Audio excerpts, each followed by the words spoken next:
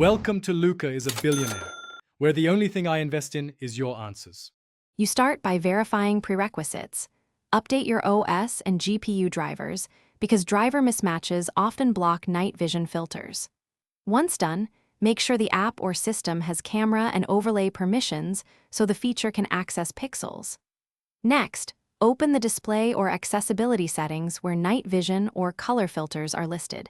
This is the control surface you'll use. You do this first to avoid mid-process permission pop-ups that interrupt configuration and to ensure the feature will render correctly.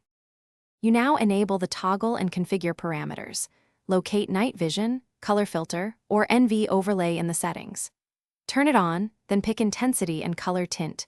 Green or monochrome typically enhances contrast because those choices affect visibility and eye comfort. Assign a hotkey or quick access shortcut so you can switch modes instantly and test with a dim scene to confirm contrast and brightness.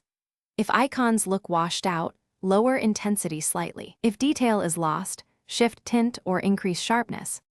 You finish by saving settings and practicing the hotkey so toggling becomes reflexive during use. If the overlay doesn't appear, restart the app or your PC.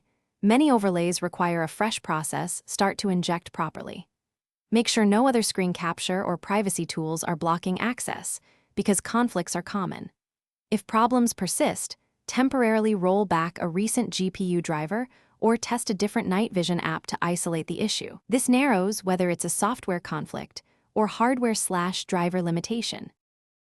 Thanks for watching and please subscribe. It's the best investment you'll ever make.